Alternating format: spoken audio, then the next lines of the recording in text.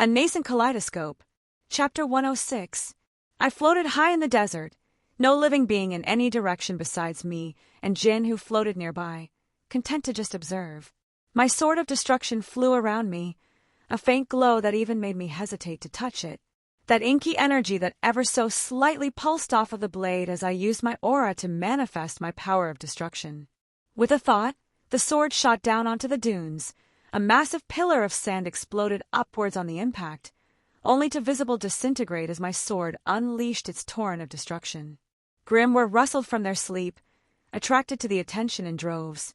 Many I did not recognize. Those that took refuge under the massive sands had decided to show themselves, baring their fangs and claws at me.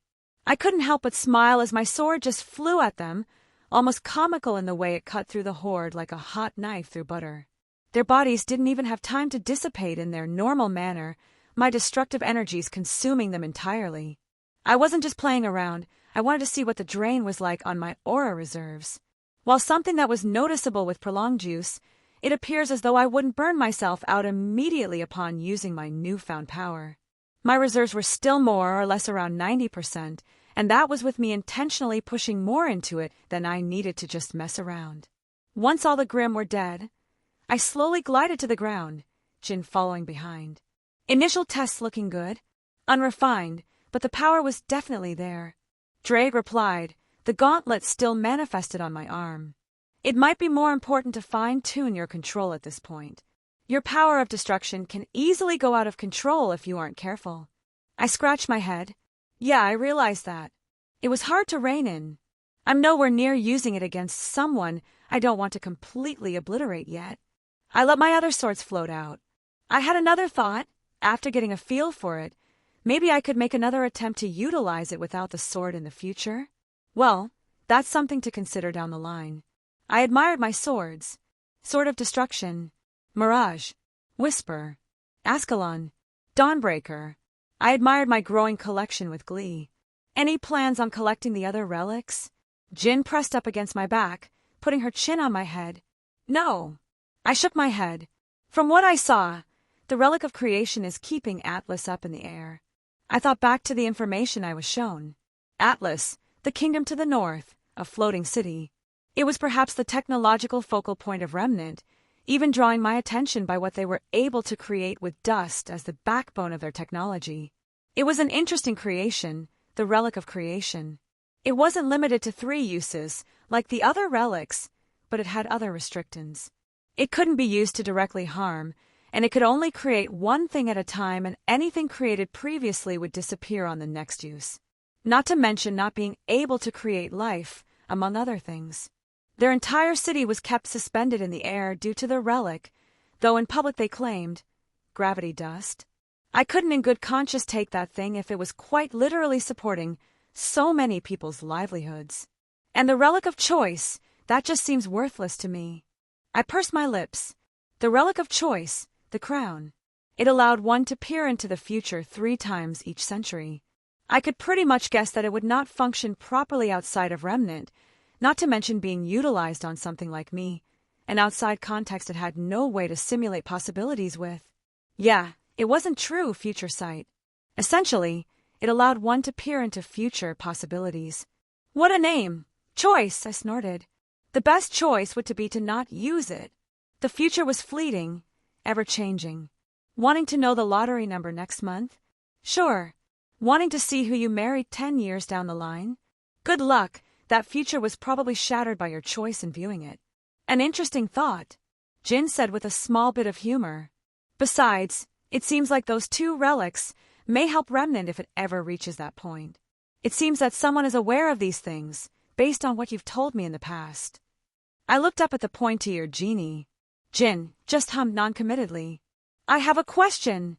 Jin was about to open her mouth, but I stopped her. About your existence. I clarified. Oh, what does my master wish to know? She cooed. I'm your master now, huh? I already offered up my everything. Keep that up and I'll take you right here. I gave her a little slap on the butt, hearing a cute little noise from her. But my question is regarding if you can take anything inside the lamp with you. She tilted her head, clearly thinking. I have never had to consider this possibility before. I cannot take any living creatures inside with me, why? I flipped my hand over, bringing out a stack of books. Figured you may want some reading material. Jin sucked in a long breath of air, hands reaching for the book on the top, looking at the title and not recognizing it. She grabbed it, hugging it to her chest. I have a couple days to kill before I'm needed anywhere. Didn't know if you would prefer to read those inside your lamp or not. Jin looked at me, then back at the pile of books. She waved her hand, turning them into smoke as they entered the lamp she held in her hands. She looked like she was about to go in herself, but she paused, peeking her head over her shoulder and running a hand over her rear. This is yours whenever you want it, she declared, turning into mist and going into her little home. I stared at the lamp as it floated over into my hands. Well then, surprised you didn't follow up on that. Me too. Gods know my libido is ridiculous, being a healthy young man and part devil. But honestly, I kinda want my first time to be with one of my girls. That is sickeningly wholesome. Doesn't she count as one of your girls? It's not the same thing. I shrugged. She's mine but not mine. That was about the best way I could describe it. Anyways, I willed the sword of destruction back over. Let's find some more targets. Use the boosted gear too, I want to try some tricks out. Sure, let's cut loose. I let out a laugh, seeing a small herd of Grimm on the horizon. Plenty of targets. I yawned, walking towards a familiar shop in Vale. The aged building a welcome sight as I walked inside, the bell expected. I'm back. I greeted the old man behind the counter.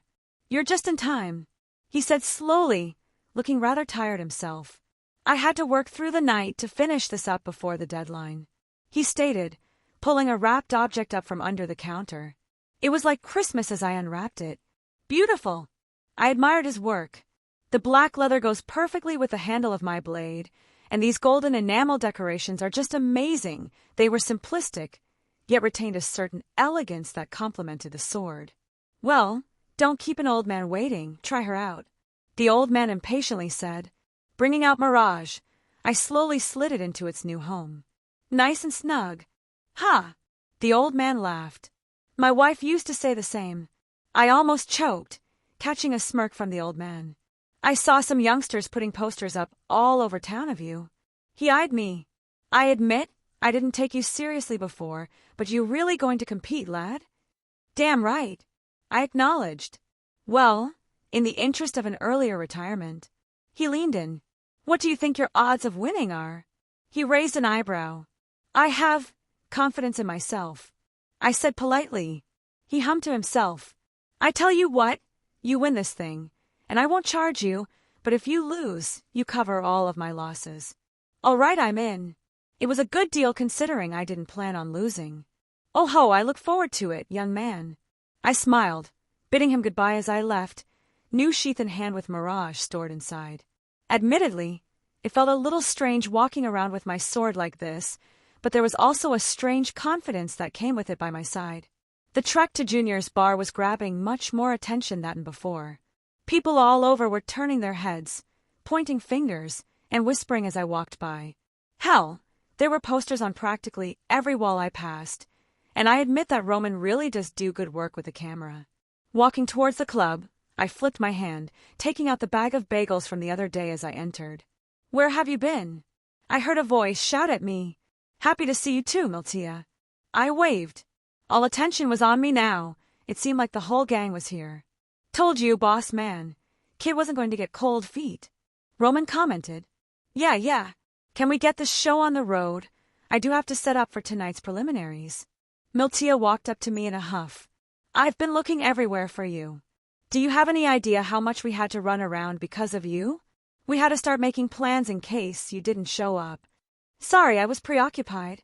I held my arms up in surrender, though I offered the bag to her. Bagel! She snorted, snatching the bag out of my hands, taking a bagel out and menacingly taking a bit out of it while giving me the stink eye. The bag suddenly disappeared from her hands. Like glass shattering, Miltia huffed again, turning her gaze towards Neo, who offered the bag to Roman while stuffing one in her own mouth. Thanks for the snack, kid. Roman waved happily. I just rolled my eyes. How've you been, Miltia? She was worried about you, couldn't even sleep. Thought you got in trouble. Melanie shouted, playing with an empty glass. Fuck off. Miltia growled, walking back up to the bar to sit down as I followed behind. "Nice weapon, kid. Did you pick it up at an antique store?" Roman asked, eyeing my obvious addition. "Yes, actually. And funnily enough, I saw that exact hat there." I pointed at the hat on top of his head. "Huh, nice." He chuckled. "Well, at least you look presentable. Thought I would have to give you some random mook's weapon." Neo tugged on his sleeve, gesturing. "Oh, right. Neo did give you a backup weapon." He snickered along with his mute partner. "All right, children." Junior silenced everyone. "Got a private bullhead booked. Pilot is on the pay. He's going to disappear when we land, so don't expect him as your flight home." He turned to Miltia. "You remember how to fly one of those things?" "I'm still licensed," Miltia replied. I stared at her incredulously. "What?" "I like flying, so sue me." She crossed her arms. "When the flights inevitably get grounded, they'll be looking for our original pilot, since he's on the paperwork, which will let Miltia and Melanie slip under the radar for a while. That also means the exit is going to be hot with air control on your asses before you can clear the city." Junior just nodded. At the kid's signal, I'm going to move on the spider's people, clearing out Veil of all her eyes. So you should be safe once you get back with the stuff. Me and Neo will be hitting our spots.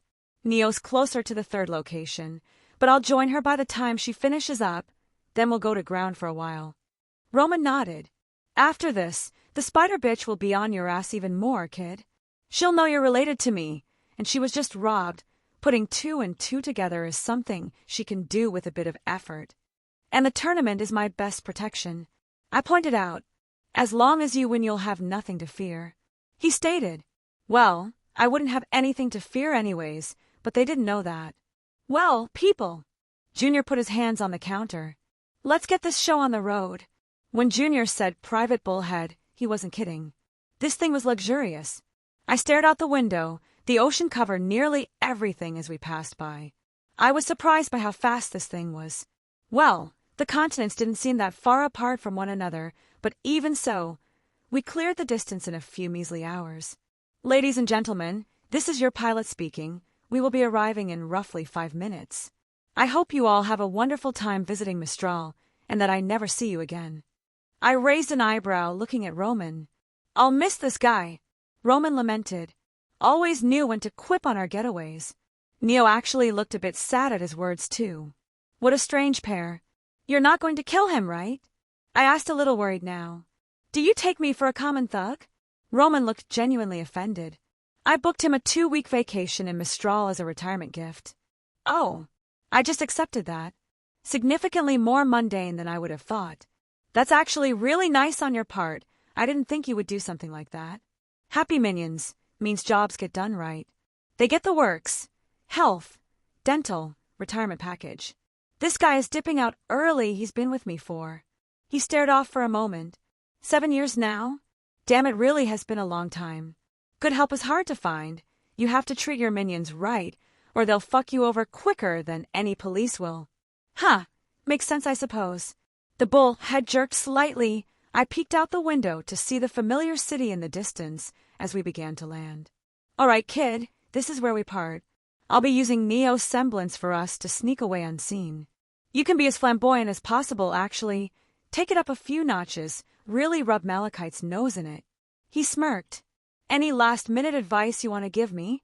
I asked. He walked up to me, placing his hands on my shoulders. "Don't fuck up." And he disappeared. Don't know why I expected any different. I chuckled. "All right, girls, I suppose we part here?" "Whatever."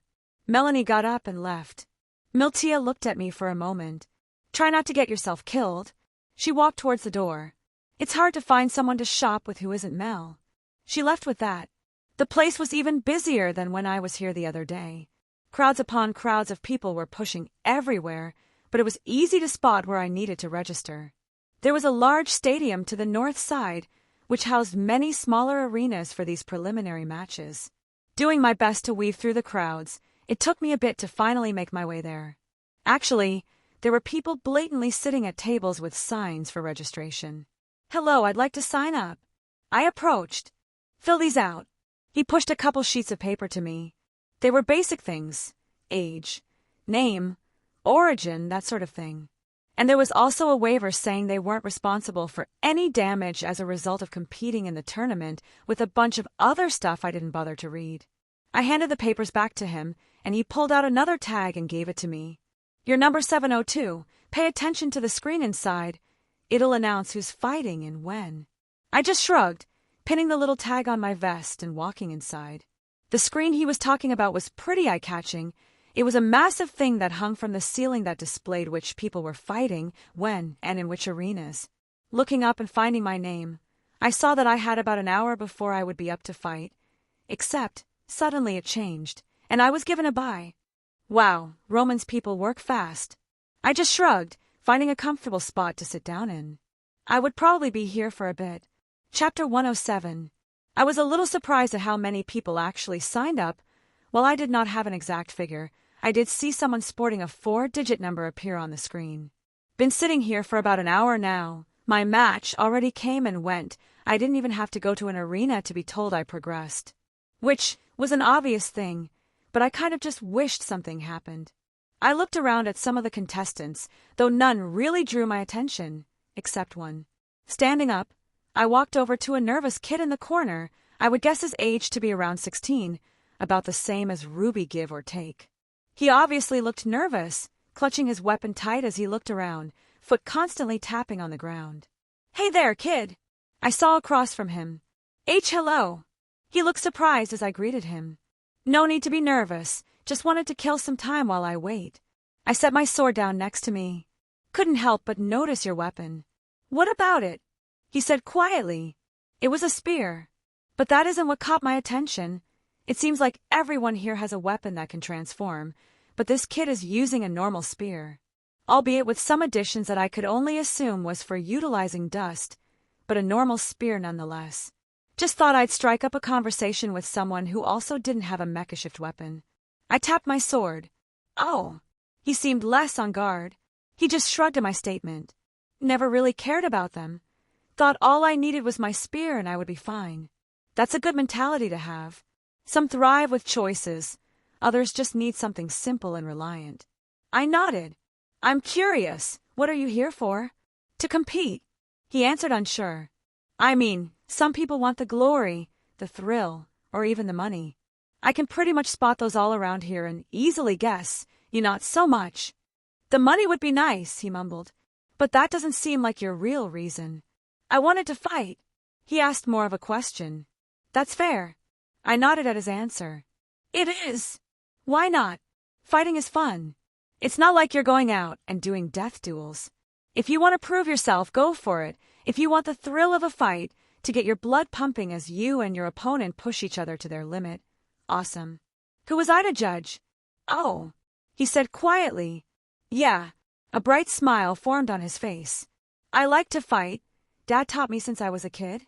But no one in the village wants to fight me anymore." He looked a little sad. "But I saw some strong people here, so I wanted to give it a shot." "I like you, kid." I couldn't help but admire his pure intentions towards fighting. "The name's Wilhelm." "I'm Rufus." "Nice to meet you, Rufus." I gave a smile. "Honestly, it seems like the kind of kid Scat Hack would love to teach. I hope to see you make it to the top 18. "Thanks," he beamed. "I hope we can fight in a round." I was about to respond, but, "Hey, I think you're up." I point towards the screen. "Number 443, right?" I eyed the tag on his shirt. "Oh, yeah." He stood up quickly. "I'll catch you later." He sprinted towards the arena listed. Nice kid. A little interested in watching him, but I'll let it be a surprise if he makes it far enough. I sighed, leaning back in my seat, until another thing on the screen caught my eye. "What?" I muttered, staring at my number being listed for Arena 11, with no opponent. Did Roman's guys fuck something up? Gods damn it. Well, may as well see how this turns out. Worst case, I have to fight some rounds, not a big deal. I walked out onto the arena, several more in the immediate vicinity, as referees watched kids beat each other up. I nodded to my own, the man standing in the middle of the arena, as I crossed my arms and waiting. "Did you happen to see your opponent?" he eventually asked. "Don't got one." "What?" "There was no opponent listed for me." I sighed. "That's not right," he muttered, taking out his scroll and tapping away at it for a moment before scratching his head. I guess you win. I think you were supposed to get a by it. Woo, I said, very enthusiastically. I was about to walk out the arena when a voice caught my attention. Young man, young man. I turned around to see a woman briskly walking towards me with a cameraman trailing behind her. Could I have a moment of your time? Press. At this point in the tournament? Well, I suppose it makes sense. Getting shots of some potential black horses, hype up the finals and whatnot. Draw up some outrage or any kind of hype regarding events that happened. Sure, I would love to give you a moment. I put on my most charming smile. She returned the gesture, fixing her hair and blouse. Young May, if I may ask you a few questions? Certainly. I gestured for her to continue. The preliminary rounds are winding down. Can you give your thoughts on your fight so far? How hard has it been to come this far? She asked, leaning her microphone towards me. Well, I haven't fought yet. I made sure to iterate. Pardon. Oh, I'm just returning from the arena where I had no opponent. Must have been a small glitch or something. Seemingly misunderstanding me, she continued. What about your previous opponents? Had none. What? I haven't had an opponent yet. This was technically my fourth, Bida. I smiled. Her eyes lit up like she struck gold. So you mean to tell me that you have made it this far, and you have not fought in a single match? That is correct. I nodded. And that doesn't bother you? That the other competitors are fighting with everything they had at a chance to win the crown? Well, luck is a part of strength, isn't it? I asked. Since my luck is the best, doesn't that simply mean I'm the best? I smirked. Might as well give her something to show. The look on her face said everything. I hadn't even realized I had fallen asleep until someone started poking me awake. Wilhelm. A familiar voice ushered me as my eyes sprang open. I'm up. I quickly readjusted myself to see around me. I saw Rufus standing next to me awkwardly, and a large crowd in the area, many of which were giving me some very unfriendly looks. Sup? The preliminaries are almost over. Figured you would want to see? He asked awkwardly. Yeah. I rubbed my eyes. Thanks. Anything exciting happen? Well. He rubbed the back of his head. Saw the interview you did? Oh. I realized now why these people were basically giving me a death stare. Yeah, and people started paying attention, wondering why you keep getting the free slots. Rufus looking a little uncomfortable. We're wondering how he keeps cheating. Another voice snorted, walking towards us. A large guy, almost fully donned in armor, and a massive mace on his back that clearly took on other forms. No idea who this guy was, and honestly didn't care. Cheating. Prove it. I smirked. How else can you explain getting every single buy? He shouted, gathering much more attention. Maybe it's my semblance. He crossed his arms, clearly not buying it. Then what's your semblance? Being handsome. That's not a semblance. You're right. I guess my handsomeness is all natural. I nodded my head. The big guy practically growled, reaching for his weapon before stopping. You better hope you don't see me further up. He shouted again, stomping away. Who was that? I asked Rufus. Why, you don't know? He asked in confusion, earning a head shake from me. That's Gundy. He made it to the top 8 last year. Oh. I commented idly. I guess that's impressive. What kind of name is Grundy? I think it's short for Burgundy. That doesn't make any sense. Will all fighters report to the main arena? A voice bellowed out over the intercom. Guess it's showtime, kid. I slapped his shoulder, standing up and grabbing my sword. Yeah. He gripped his spear tightly in his hands. I can't wait. He beamed. How excitable. I look forward to seeing how these people fight. Their aura, their semblances. I wasn't exactly able to watch the preliminaries. I follow behind him, walking through some large doors to the other side of the large complex. I could hear the echoes of the crowd in the stands from here. It would literally shake the place when they cheered. My eyes sweeping the place, I caught a head of red hair that belonged to the supposed invincible girl. Some other faces I didn't recognize from the other area as well. A man stood at the center as we all gathered around, flanked by a couple guards. He was well built, a no-nonsense kind of look on his face. Congratulations on making it this far. His voice was very commanding. This was no small feat. You all have overcome extraordinary odds to be here. You have all bled and sweat, pushed yourselves to the brink to stand before me." His gaze shifted to me briefly, though some more than others. With his gaze, many others followed, and everyone knew who he was talking about. "It's hard to be so handsome," I sighed, much to the annoyance of quite a few people. I saw the redhead look at me in confusion, and I just shot her a wink, much to her surprise. The man looked very unamused. "The first round has been decided," he said evenly as the screen above us changed. I looked up at it and rolled my eyes. What a surprising result. Almost as surprising as claiming 9 buys in a row. He countered immediately. "Touché." I couldn't argue with his logic. It seemed someone was pulling shenanigans over Roman's shenanigans. Not that it mattered. I just need to make it to this point in Roman's mind. I looked up at the screen again, and wouldn't you know it, my opponent was Gundy. Still a stupid name. Did the organizers have a way to force matches in case someone like me shows up that just draws a bunch of bad press? I wouldn't put it past these people. The big guy eyed me angrily from over yonder, his armor making him stand out where most people just wore some light variants. He was decked out and ready to go to war. "When do we go?" "Now," the man said sternly, pointing towards the doors to the arena. Wow, they must really want to get rid of me. I just walked out, the sun meeting my eyes and the crowd's noise practically overtaking any sound. There must have been at least 10,000 in the stands, and the number of cameras that started flashing on me was insane. Gundy smacked his shoulder into me as he walked past, ignoring everything and walking to his side of the arena. I took a peek above us, the massive screens displaying our faces and a brief overview of our fight so far. I had to hold back a laugh when I saw mine saying bye all the way till now. The people in the stands were also not wholly welcoming of me either. The shouts that were sent my way were very telling. Makes me wish I checked the news on my scroll when I had the chance. No doubt the reporter's little segment on me must have made its rounds. An announcer stood between us, tapping on his mic, "Ladies and gentlemen." He shouted, "The first round of the finals is here," he shouted as the crowd cheered wildly. On one end, we have a face known all too well. Hailing from Mistral, Gundy Nicholson, he pointed towards the man in full armor. Then turned to me. And a new fighter, making his first appearance with an unusual record. He hesitated for a moment. Hailing from Vale, Wilhelm Schweinord. Huh, he pronounced my name correctly, props to him. Now, he calmed the crowd slightly.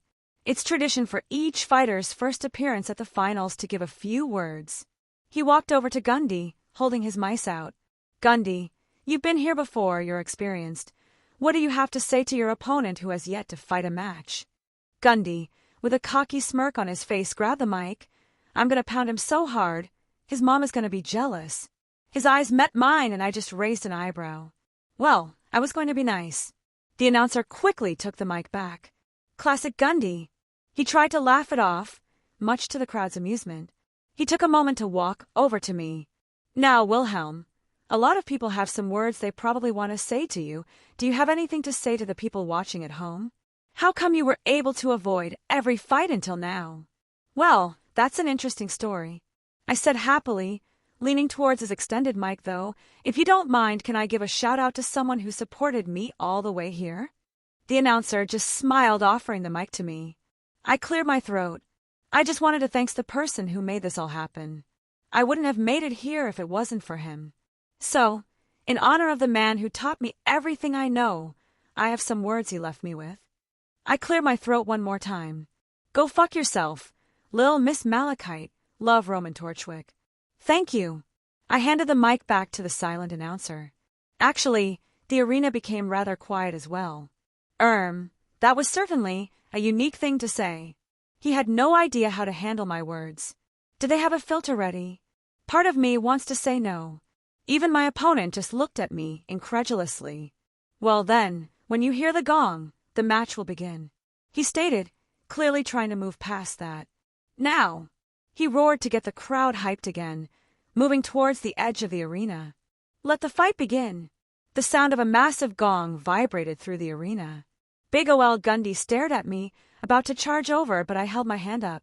"Wait!" I shouted, a little surprised I could hear myself over the speakers from the entire arena. Were they able to redirect the sound that well? Remen's technology was very interesting. What? Wanna beg for mercy? I have a question. He snorted. What? Have you ever seen a fire dust crystal this big before? I pulled a crystal of fire dust about the size of a car key out of my pocket. What the hell does that have to do with any catch? I tossed it to him casually. He kind of instinctually caught it in his hand, only to stare at it strangely as it began to glow brilliantly. Boom! A huge explosion rocked the arena. A figure was seen flying out of the new smoke cloud, slamming into the side of the stadium. His body, while clearly hurt, was still able to slightly move, indicating he was living still, even if his armor was in tatters. Rune carved on a dust crystal, very effective. Without a word, I turned around and began walking back out of the arena. Only silence met my leave. Chapter 108. I walked back into the locker room, the waiting room that the contestants were staying. Was it a smart idea to have all of them staying so close together? I couldn't say, but the security only had to watch a single area, so there's that, I suppose. Oh man, what a difficult fight. I'm exhausted. I loudly declared as all eyes were immediately on me as I walked in. Do you have any idea what you did? The organizer from before looked at me with thinly veiled fury in his eyes. Won the match. I grinned. Not that, you moron. He growled, rubbing his temples. But that was also infuriating to watch. He calmed himself down. Do you have any idea who Lil Miss Malachite is? Yup. He paused, looking at me in surprise. And you still went through with that little stunt. You won't make it past today. The only reason her people haven't gotten you yet is because the tournament. I'm quaking in my boots. I rolled my eyes. There were some murmurs around me, some agreeing with the guy, others looking confused at what he was saying. Yeah, some really sheltered kids here just looked utterly confused. He just snorted. Guess we know who got you through the preliminaries now. Ah, he was referring to me dropping Roman's name. Your ass, the guy mumbled, turning to the scroll in his hands. All right, we go the next match set up. All eyes turned back to the organizer, people eager to get started. Second match of the finals will be Rufus Hedge versus Raja Sunday. Gods, the names here are just odd. I know why they did it, just doesn't really make it any less strange in my mind. Something about a dictator in a previous era that sought to eliminate any kind of expression or individuality, so parents started to name their kids after colors in protest. After the regime faded, the naming convention had stuck, practically as a reminder.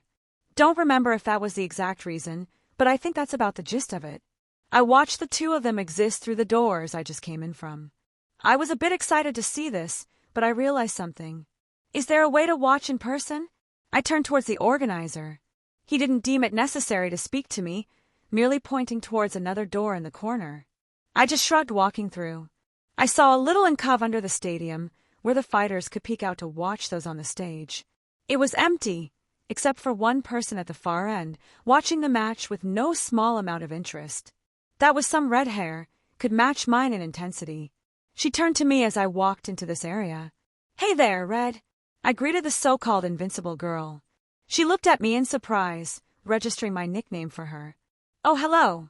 She immediately replied. You're, Wilhelm. I finished for her.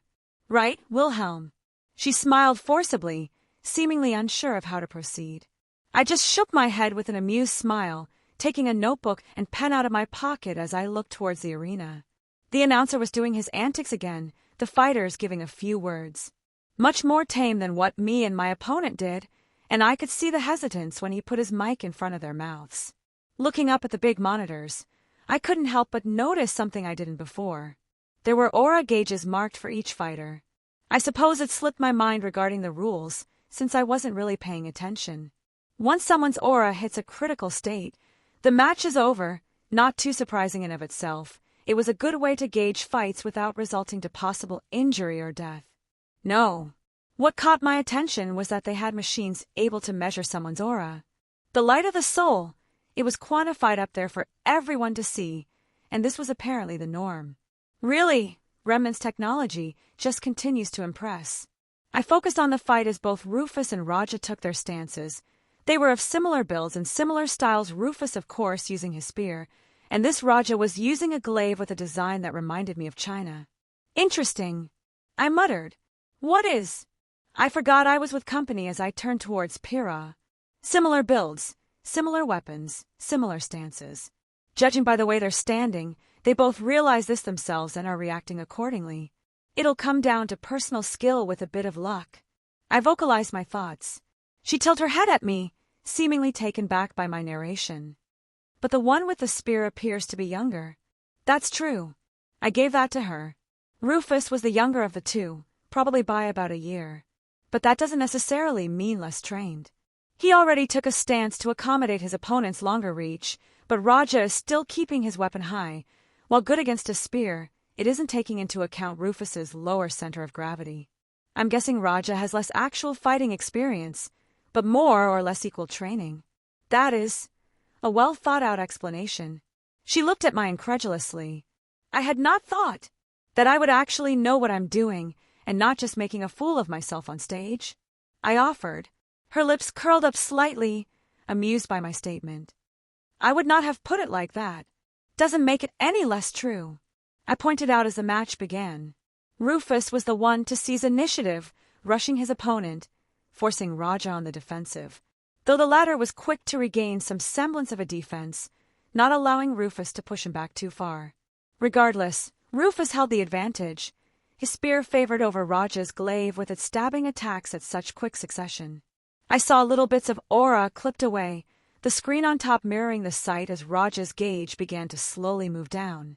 It should have continued like this for a bit, until Raja made a mistake and Rufus was about to capitalize on it, a straight pierce to the chest, except, when it would have struck, Raja moved unnaturally quickly to counter the blow, knocking Rufus back and charging him.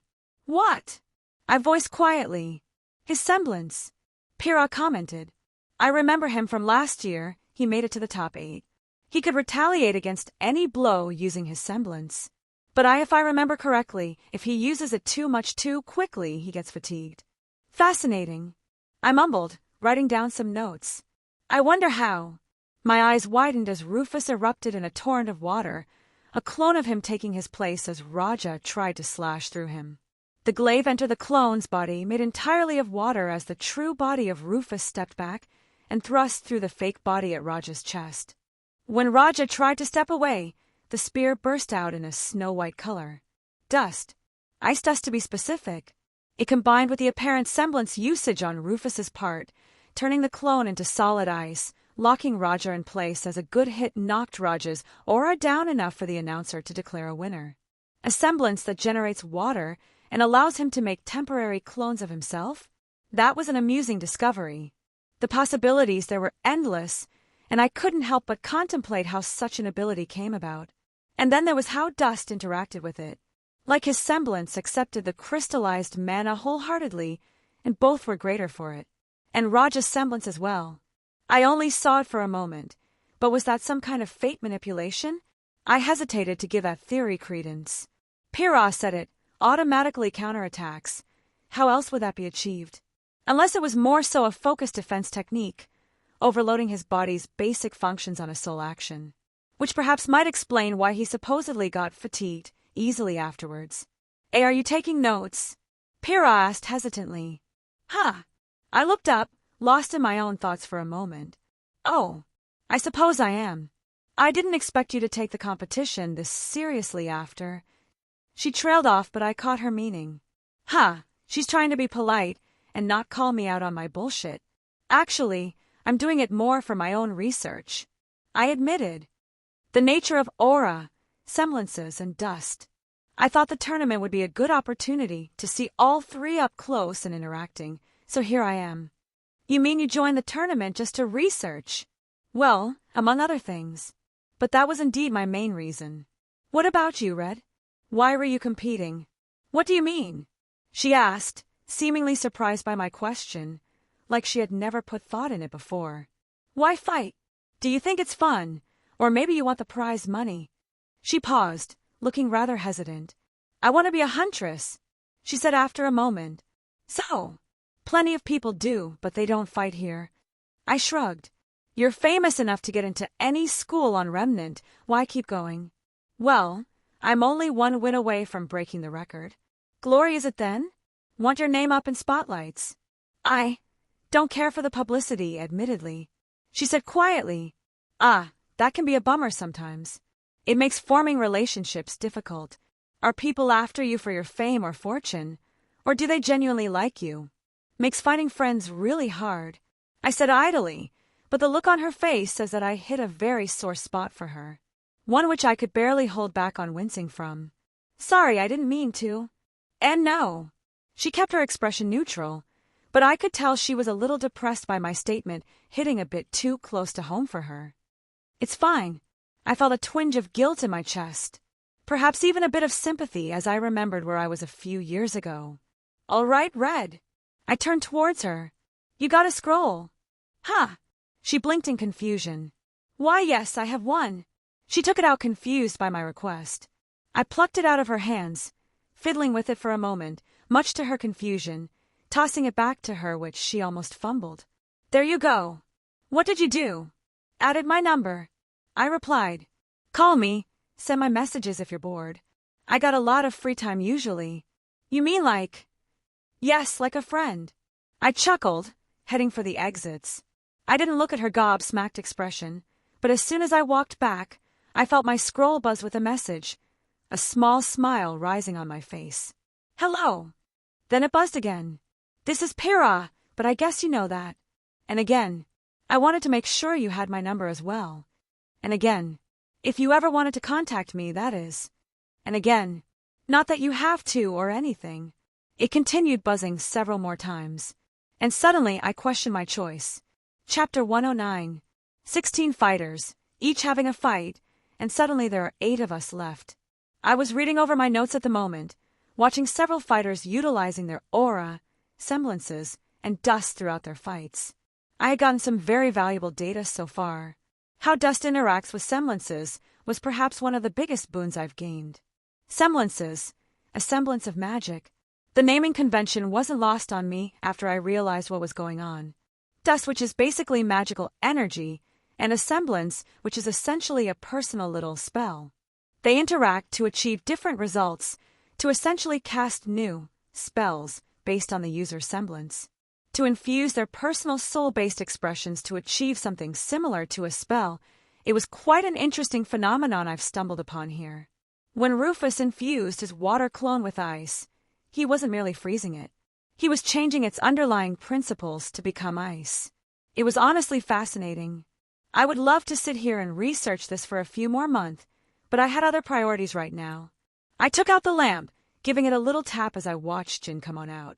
Jin appeared without much fanfare this time, looking around inquisitively, practically beaming. So many people here. She commented as people walked by. Some kind of magic around us, so we're not noticed. I put up a bounded field that kind of filters perception. I'm recognized as sitting here, but not much beyond that. I explained. How are the books? She turned back from the people, giving me a smile. Having to read something, what an exquisite experience. I could get used to it, she said happily, taking another glance around. Why are so many people looking at you in annoyance? Oh, well, I may have offended some delicate sensibilities. She gave me a dry look, like she didn't think that was everything. Well, I assume you didn't call on me because you wanted to be pleasured in front of so many people. Are you going to assume that's why I call you every time? Yes. She smiled mirthfully, taking a seat in my lap. So, how may I be of service, master? I forcibly calmed myself down. Neither the time nor the place, unfortunately. Tell me what you think. I handed over my notebook. She accepted, reading it over with varying changes in expression. I didn't interrupt her, but my hands slid down her waist as they ran along her thighs. I gave them a little squeeze, and I heard her give a tiny yelp, but otherwise didn't react. This is mine. Was it my devil or dragon aspects that made me think this way? Hell, it may have just been the hormones of someone my age regardless. But I didn't care. This was mine. It seems you have figured many things out. She hummed. And you noticed the joke behind the term, semblance. She giggled. I guess you can't tell me any more than that. Would you like to ask me a question? She rolled her eyes. The phrase almost automatic, but I could catch the very blatant hint. I guess I haven't found everything yet if you still can't openly talk about secrets. I sighed. But I suppose that is also fun in of itself. A mystery wouldn't be enjoyable if it were so easily solvable. Oh, I know the feeling all too well. She purred. I have yet to read through all the books you've given me. I can't stop this excited beating of my chest. What other secrets are you hiding? She ran a finger along my chest. Must I loosen you lips through other means? Tempting, but I can't right now, I said reluctantly as my scroll buzzed again. She huffed, shifting around. Annoying contraption, ruining the mood. I just laughed, taking it out to look, sighing when I saw who sent me another message. Jin peered over my shoulder. My, you have a woman in your lap and here you are chatting with another. Aren't you just a shameless man? She stated, though her tone held more amusement than anything else. Well, I technically have a harem. Jin just blinked at me before laughing. I am not surprised. I feel like I should be offended. Shall I be meeting them then? She asked. Hell, I am Jin. Your lover's personal. What do they say these days, cock sleeve? I practically choked when the words left her mouth. Where the hell did you hear something like that? I know everything presently happening, she deadpanned. She pointed towards the scroll in my hand. Oh, that is unfortunate, I admitted. To know everything happening on this world's equivalent to the internet. I almost want to question her sanity. I don't treat you like that thought. I frowned. You don't. She agreed. It is surprising. I had expected you to bend me over the first opportunity, but you barely even touch me. Did you really think that low of me? With the way your eyes roamed my body. You were naked, I interjected. Had I worn clothes, I wonder if that would have made it different. The corners of her lips curled up. I jest, but you have been good to me so far. I huffed. Of course you're mine, I take care of what's mine. What a good master I've found, she leaned in, kissing my cheek. But I would not have complained about it either. I am well aware of what I offered when I suggested such a thing. Even had I been spending the majority of time on my knees, I would have no complaints. You really value this relationship that much? I asked skeptically. I have lived a very long life she said quietly. I watched the world change over the years, and I was resigned to watch it continue to change in directions I hate watching. The few times I had been called were my only reprieve to interact with someone or something in any capacity. It was my duty, though, my reason for creation. I never questioned it. Then you come along and I peek at something much greater than this little corner that I thought was everything. So, I took a chance, and I do not regret my choice.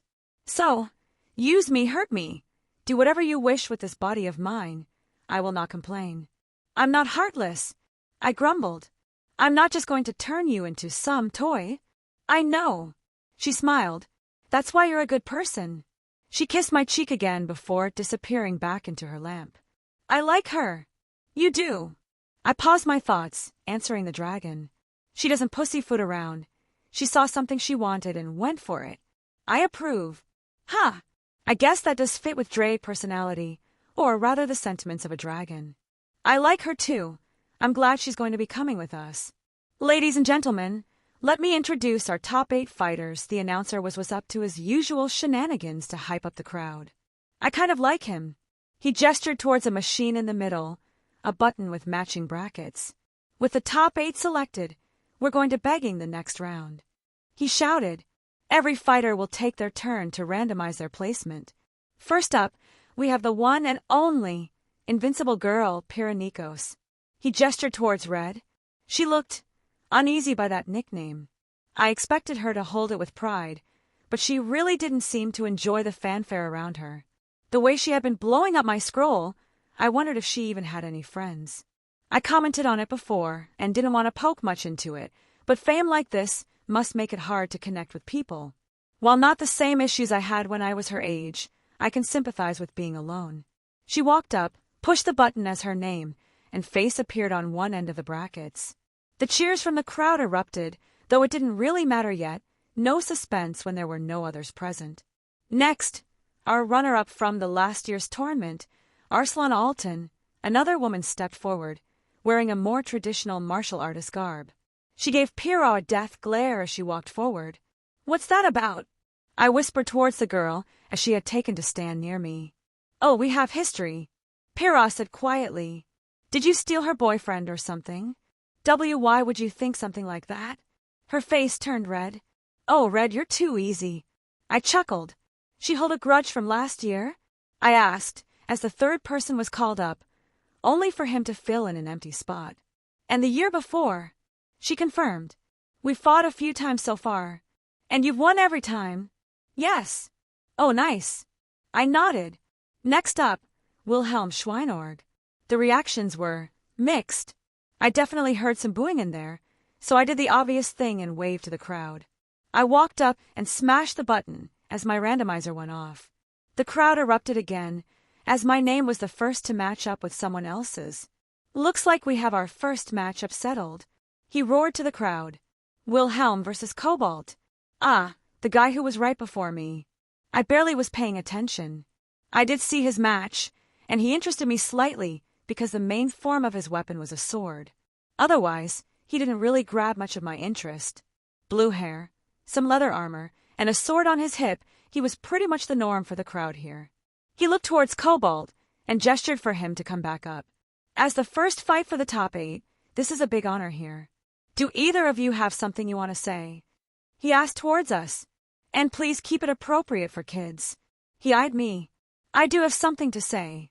I cleared my throat, and he looked suddenly unsure of himself. Do you know the chances of being both the first person to fight in the top 16, then in the top 8? I asked, making sure his mic was by my face. 3%. Just some food for thought. I smiled innocently. That is an interesting comment. The announcer didn't quite catch my intended jab at the organizers. What about you, Cobalt? Anything you wish to say to your opponent, or anything for the listeners out there? Cobalt also eyed me as he leaned in. This fight will be settled with skill, nothing else. The look he gave, like he was challenging me. Well, consider my pride poked. If that's what you want. He nodded and walked away. Seemingly a person with few words, I could respect that. He also didn't start insulting my mom, so I wouldn't mess around if he wanted an actual fight. Well, I guess I could show off a little. Non-canon make the time variance authority, and why they don't bother Wilhelm anymore. I paced around the room, tie straightened, clothes immaculate. This is it, Sir Wiggles. I glanced at my companion, sitting on the desk, his clothes also looking sharp. This is the case that will make or break our careers. He twitched his nose. I know, but we have to do this. I nodded. I didn't spend 2 weeks taking those online courses, getting a degree, just so I could hang it on my wall as a decoration. I slammed my fist on the desk. He twitched his nose again. Wise word. Wise words. Truly my familiar was wise. Put on your game face. Sir Wiggles, we're heading to the front lines. I opened a portal, grabbing my rabbit. We were going to the think of it. The view changed abrupt. A courtroom filling our new surroundings. Objection! I shouted, walking in abruptly, grabbing the attention of everyone in the room. What in the hells? I looked at my new client, who reacted shocked at my presence. Loki Odinson, I am your attorney for this kangaroo court. I declared at the utter dumbfounded looks of the judge and apparent bailiffs. What? Who are you? The judge shouted as several people came running at me. Wilhelm Henry Schweinorg, attorney at law. I snapped my fingers. Portals opening up at the charging men, strange, weapons in their hands, as they fell into other dimensions. What? The judge shouted again. The TVA, Time Variance Authority, I have heard of your miscarriages of justice. Who are you? She asked again. I am Wilhelm Henry Schweinorg. I reiterated. Master of the second true magic, operation, and manipulation of parallel worlds. Her eyes widened, perhaps coming to some conclusions. What do you want? She shifted slightly. I assumed she was hitting a panic button, buying some time. No matter. I am here to preside over my client's trial. I gestured to Loki. I have no idea who you are either. Loki pointed out. Quiet, criminal. I shushed him. I'm bullshitting on your behalf. That's helpful. Loki snarked. Now we're all on the same page. I threw Talisman at the door, sealing it shut as people began to bang on it, much to everyone's shock. How? My magic isn't working here. Loki looked aghast. Your Honor, I would like to put it on the record that Loki is an amateur and has no idea how to use magic. What? I am a god of magic, you mortal. I know more about magic than you can even conceive. Your Honor, my client wishes to push an insanity plea. Insanity? For my first witness, I call Loki Odinson to the stand. I snapped my finger, bringing out a witness booth next to the judge's stand. Suddenly, Loki fell through the floor, a portal opening above the new seat, and he fell through. The judge almost reeled back by the sudden intrusions. I can walk, you buffoon. He readjusted himself. Your Honor, permission to treat the witness as hostile. Hostile? I'll show you hostile. Granted, she surprisingly said. Loki Odinson, is it true you once turned into a horse to entice another horse to mount you? Those are filthy lies my oath of a brother's friends made up. He vehemently denied. Your Honor, let the record state that my client had intercourse with a horse. What? No. Loki is a known liar. Presume everything he says is a lie. That's bullshit. See, he just admitted it. I'm going to stab you. Just then, the talisman on the door finally ripped, and another slew of guards ran inside. Their strange staffs glowed as one tried up and tried to stab me with it. Expectance on their faces turned into confusion as nothing happened. A small iridescent ripple covered me. Are you trying to purge me from the timeline? What part of magic that manipulates parallel worlds did you not understand? I looked at the judge again. I snapped my fingers, the newcomers falling into a new batch of seats, a jury bench off to the side, quickly sealed up to not allow movement. Finally, our jury is here. I walked up to the people that would decide my client's fate. Now, I know what you're all thinking. Why is Loki Odinson innocent? I gave them all a look. Well, he's not, and we all know that. You are the worst attorney I've ever seen. Some of us take the oath to speak the truth seriously. I chided him. That's only for witnesses. Loki practically lost his composure. Oh, I knew that. Are you even an attorney? Got my online degree yesterday.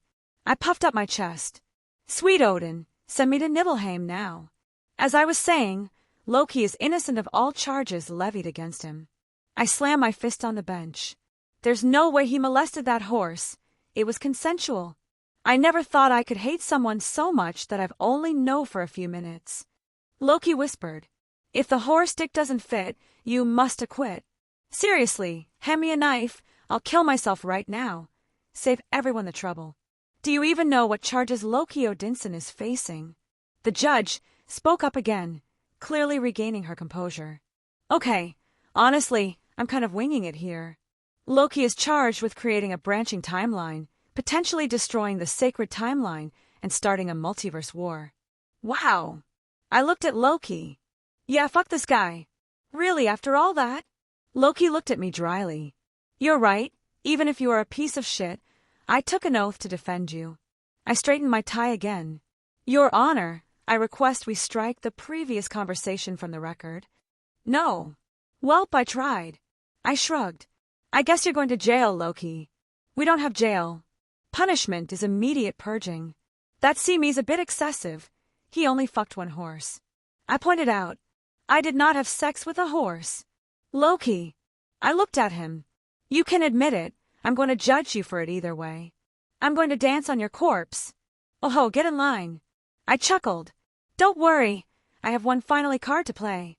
I doubt it. Loki rebutted. No, my partner is an expert. He actually went to law school and didn't pay someone in lewd feet pics for a fake degree. That seems like an oddly specific thing to say. Loki reeled back. Where is this vaunted partner of yours, then? Sir Wiggles, the floor is yours. I gestured towards the magnificent rabbit on the table. He bounced back and forth, wiggled his butt and twitched his nose. Well said. I wiped a tear from my eye. You always know how to make a moving speech. I didn't think I would ever feel sympathy for Loki, horsefucker. Word cannot describe the degree of which my anger burns for you right now. This is getting ridiculous. The judge stood up. Who do you think you are, we? My scroll beeped. Oh, looks like it's time. Pardon. She looked at me strangely. I didn't answer. The building shook as explosions erupted outside. Time to go. I walked over, yanking Loki out of his seat and throwing him through a portal. I turned back to the scrambling TVA members. You're all stupid. Your jobs are stupid. I find your existence an affront to everything I stand for. Good day. I followed behind, portal closing right as I walked through. Loki pushed himself up, sand falling down his face as the heat of the desert hit us. Well, that was a good distraction, nicely done. I praised. Wait, you did all of that? As a distraction? He stood up. So you could blow them up? Yup. I like you. He smiled mirthfully. So, where do we go from here? Chapter 110. The remainder had essentially drawn their straws. The new brackets formed up on the screens above. Me, being the first to form a matchup, was the first to fight. I was sitting to the side, idly wasting time until my match started. They first wanted to the usual song and dance, hype up everything, give the sponsors some screen time, and have some expert commentary. I didn't really care to listen, as they were mostly talking about how excited they were for the more popular competitors. Taking my scroll out, I decided to find some forums that talked about me. Reading down some titles of threads, I couldn't help but have my lips curl up. It seems a few people caught my little comment about the 3%. Some are calling out the organizers for rigging the tournament, or something like that. Of course, the fact that I had to buy all the way to the finals was telling in of itself. There was still a huge amount of outcry about me being a cheater, and that I should be disqualified. Can't prove nothing, though. Most thought I would be knocked out here. I actually found quite a bit info on my opponent, one Cobalt Steel. Names are still weird, but I digress.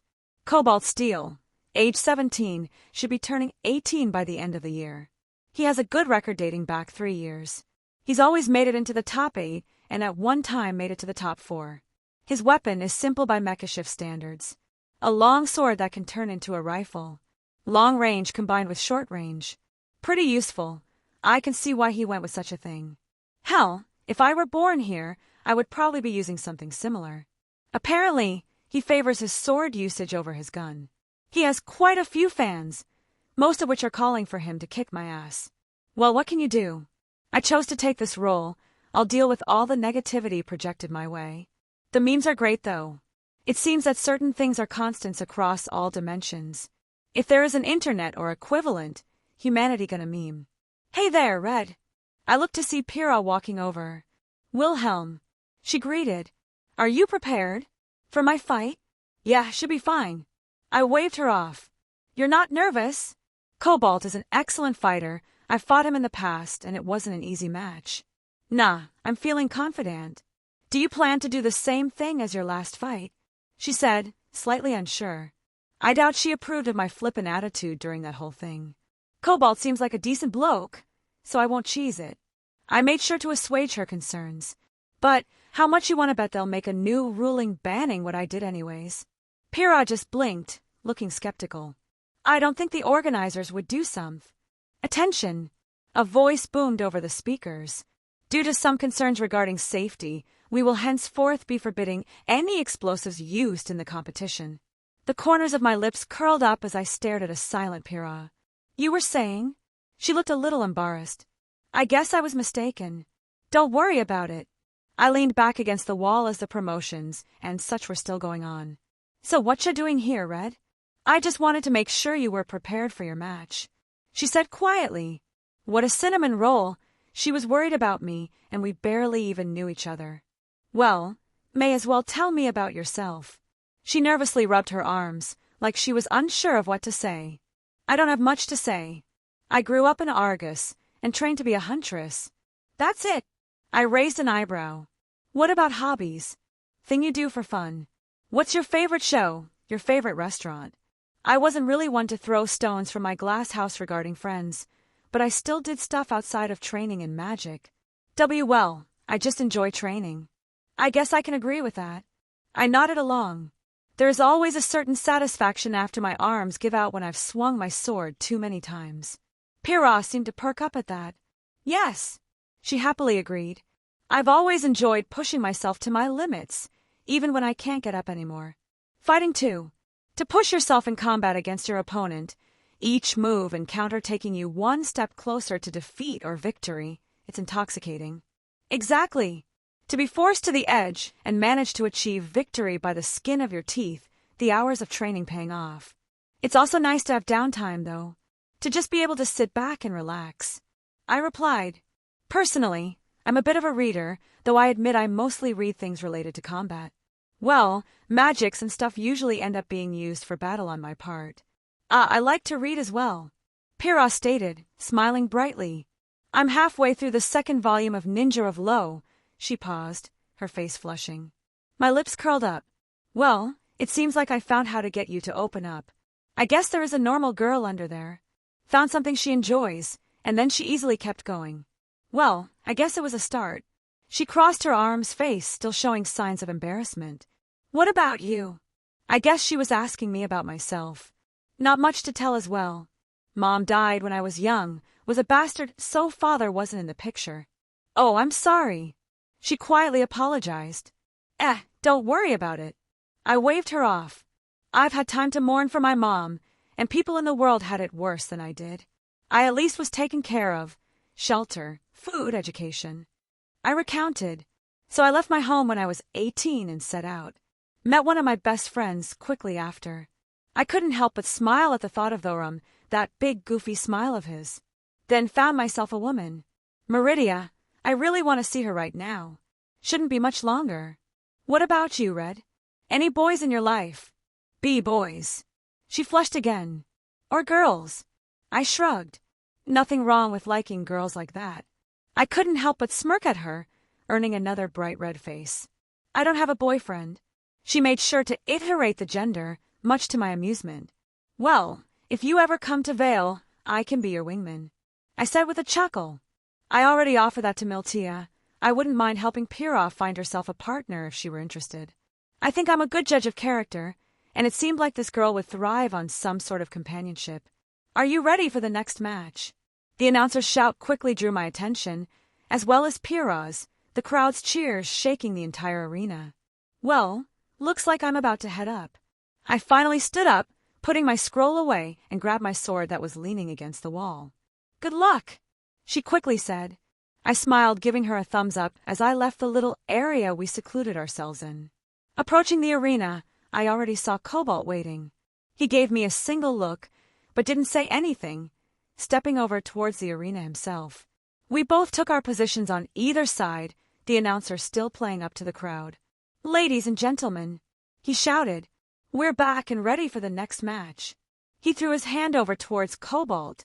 On one end we have Cobalt Steel, who doesn't need much of an introduction for those who saw the last several years. And on the other, we have a bit of a black horse, Wilhelm Schweinorg. Is it weird that I still enjoy hearing my name spoken? Funnily enough, there were a lot less boos thing time around. The hurriedly dashed to the edge of the arena. Begin, he shouted, and the same gong rang out across the entire stadium. He pulled his sword from behind his back, taking a steady stance. I could immediately tell the amount of practice he's had. There were close to no opening as he looked me over. I raised an eyebrow as he gathered his aura under his feet and exploded towards me. A simple, yet very practical use of aura apparently. Though, I saw the tiniest sliver of it missing when I glanced at the screens around the place. Interesting.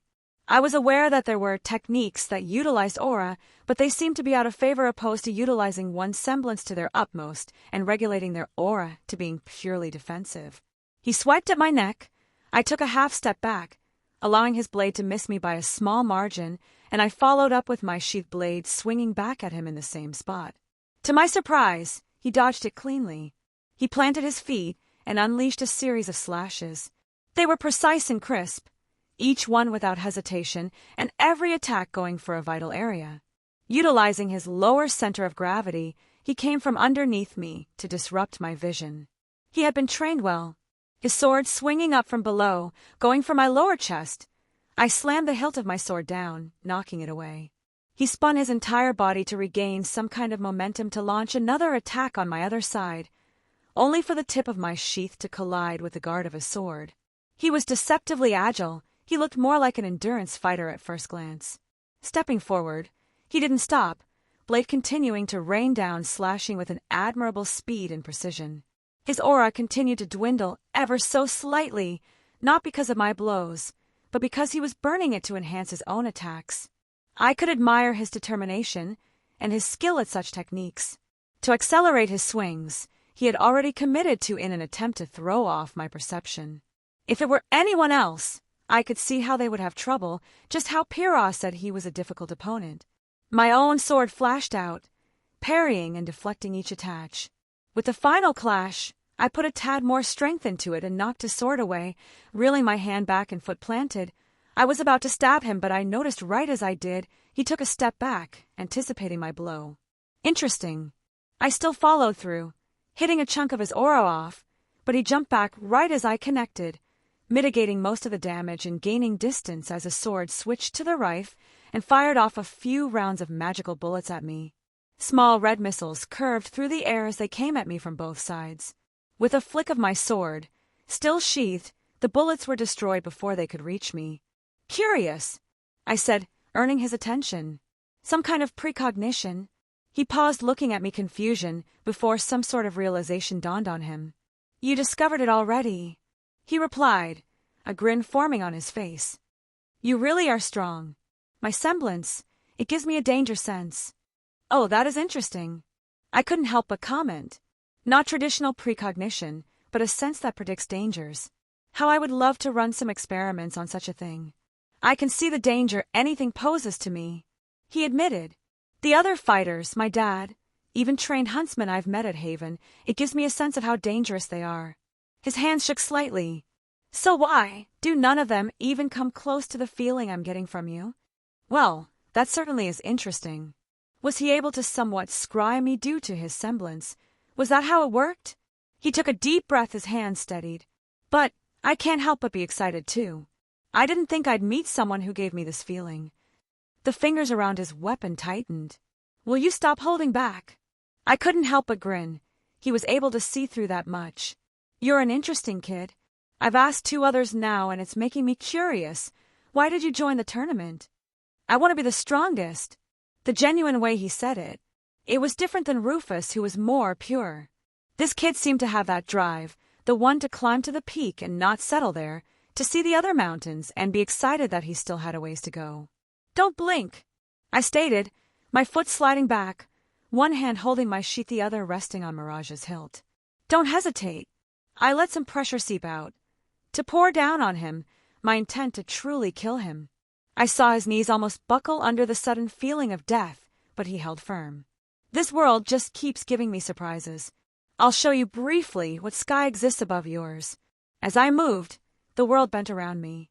His body didn't physically react until he was already falling to the ground, and I was sheathing my sword behind him. Blood began to puddle around his prone form, his aura utterly shattered at the blow. Only a moment persisted until shouts and gasps erupted all around us. Most were unable to comprehend what just occurred. I wanted to throw my head back and laugh. He actually managed to slightly anticipate my attack, mitigating a fraction of my blow. Was it because of his semblance? Cobalt groaned as he used the little bit of strength he had left to flip himself over to look at me. I couldn't help but smile because looking down at him was a big smirk on his own face. In fact, he started to laugh. Is that the peak? Does it matter? For now, it's something for you to work towards. I wonder how far you'll go if you have something beyond your reach to constantly strive for. Let's see if he can break through these limits and actually approach me in the future. He just laughed harder as I began to walk out of the arena. A gobsmacked announcer and audience left in my wake.